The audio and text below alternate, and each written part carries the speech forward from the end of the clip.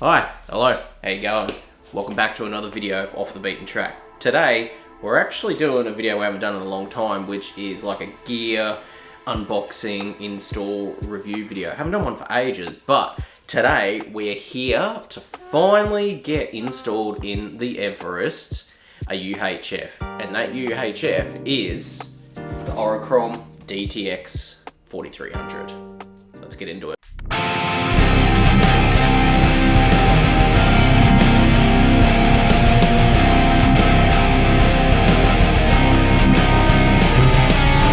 Alright, so talking about what I've actually gotten. So obviously got the UHF, which is the DTX4300. Is a micro size, so that will be able to, fit somewhere without having to take up a lot of real estate inside the Everest. 5-watt UHF. This one's very similar to the one that Corey's got, except this one does have the speaker on the handheld, which is good. I'm a little bit deaf at times, so that'll be really, really good. 5 years warranty, dust and splash resistant, which it's in the car. If there's water inside the car, we've got bigger problems. And yeah, you can change all the colours on the display there. Not that that's too important for me, but yeah, picked this guy up on a bit of a sale. I bought it from Oricom Australia directly. Now this did come with an antenna. Now the reason why I didn't end up going with Corey's one over this one is because this one actually comes with a black antenna, where Corey's is silver or aluminium color, and I believe he's painted it. I was like, nah, this good price, very, very similar, comes with the black antenna from stock, so that's great. But I did have to buy a bracket to go on the Ford Everest there, so hopefully this one does fit, because that will obviously go on the antenna there and it'll just slot underneath the bonnet somewhere. So let's actually unbox it and see what we get inside the pack. Alrighty, so let's open him up. There. So, obviously got instructions. More importantly, a sticker I can put on my fridge. Nice. Stay connected. No, thank you. But yeah, so you get obviously the handheld, which is attached to the UHF. It is quite small. So yeah, this can slot really nicely. I'm thinking down beside my leg or on the passenger side leg. But I am going to Rob's after this to get it installed, so we'll have a look. Yeah, comes with all the mounting accessories in there to mount it inside the vehicle, all your power and everything like that. So yeah, that's pretty simple unbox. And then you do have obviously the mount. I don't need to unbox that, that's fine. And then you've got the aerial antenna, whatever you want to call it. So you get your stalk.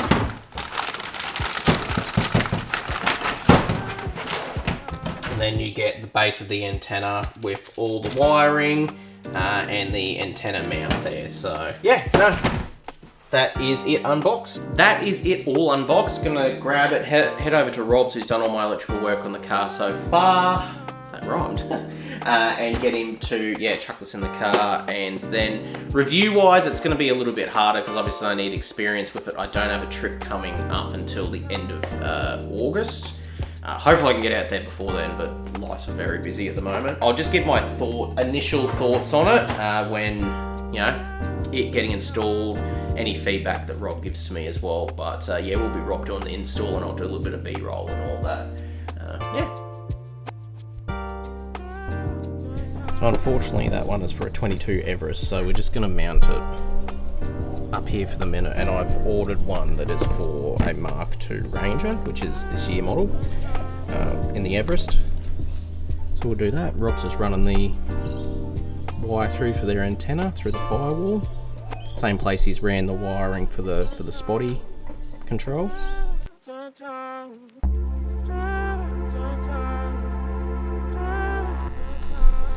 So aerial wire has been threaded through there. What I showed you before was the power going to the fuse. So I'll go into the fuse there.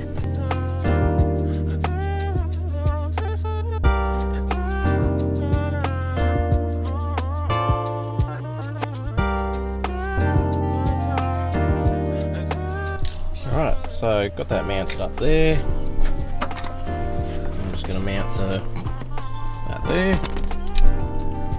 Yeah, it should be pretty much done.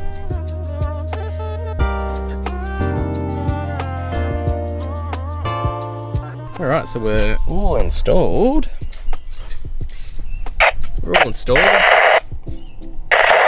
Turn that down. Only annoying thing is, the little knob was broken in the box, so gotta get that replaced.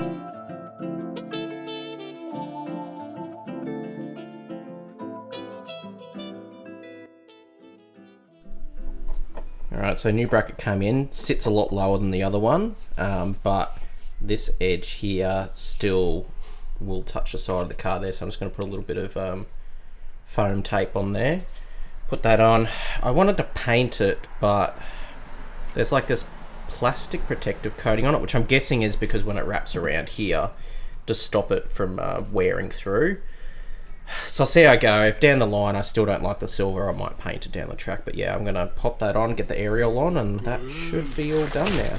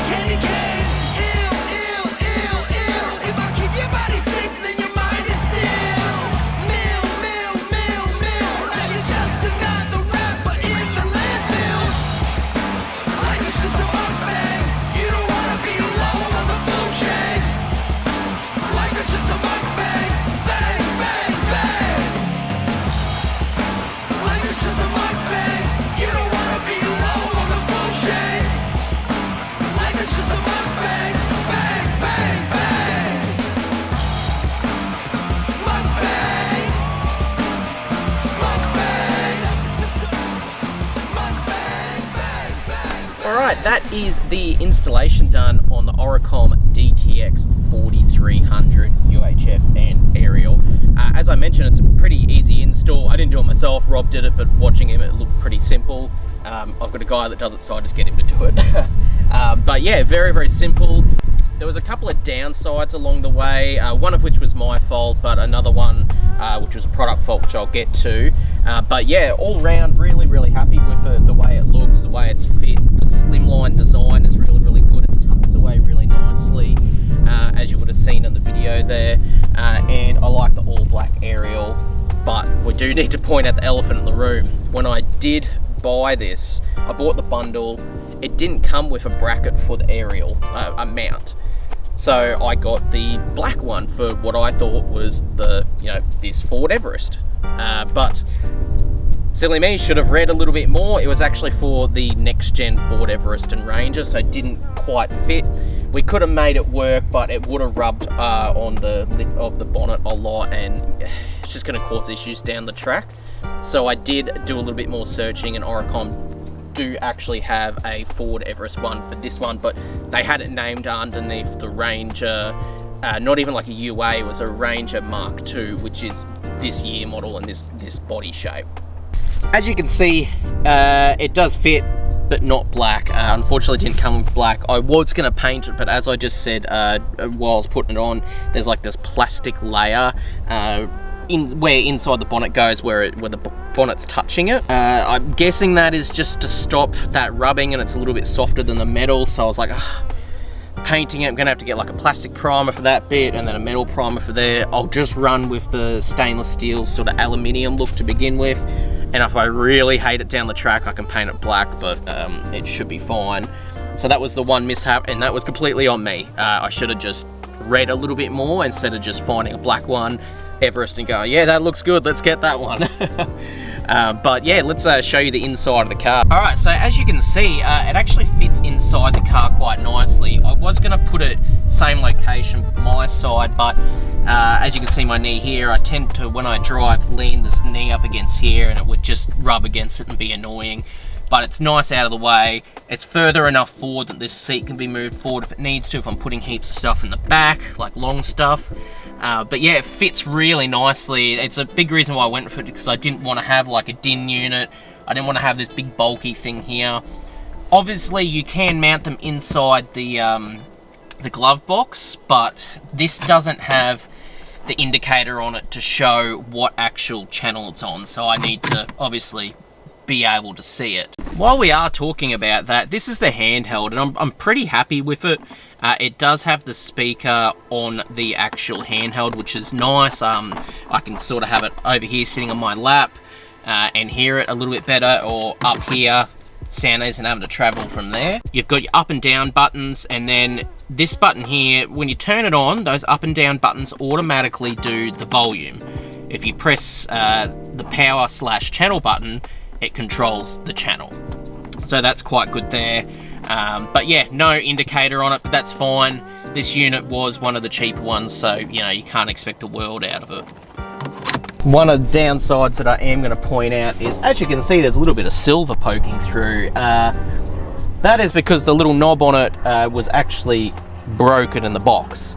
I've got it at home. I can just stick some super glue on it and stick it on there, but it is a little bit annoying. You don't buy new things, expect things to be broken in the box. I could get it swapped over, but they may want the whole unit back to make it easier for them, and that's not easy for me. So I'll just end up putting super glue on it. I won't be touching that much anyway, so that's fine.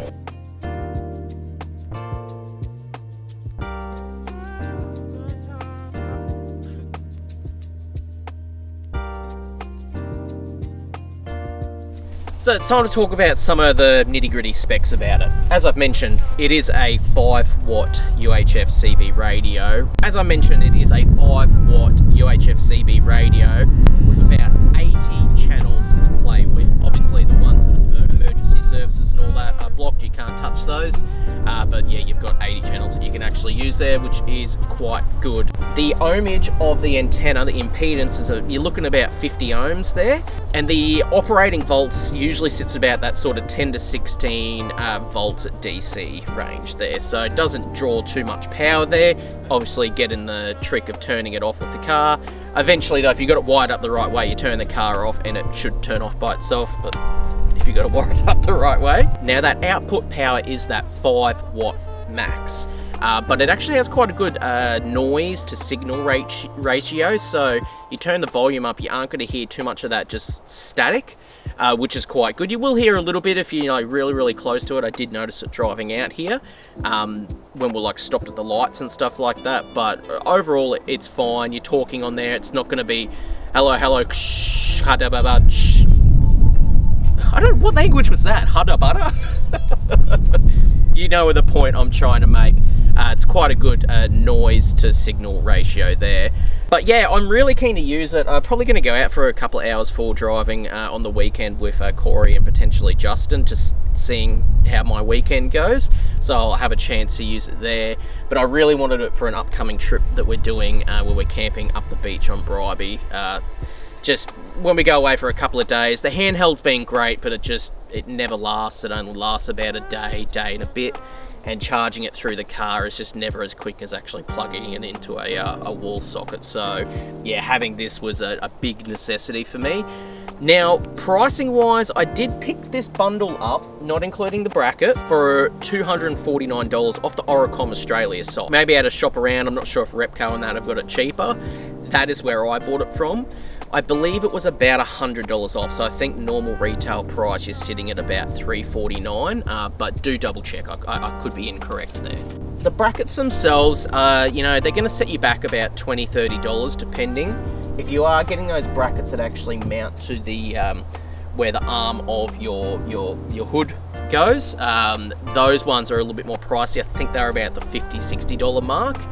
I just didn't like the idea of that coming forwards and backs. I don't know why. I know it's not going to touch the roof platform or anything, but it was still, I just like this here.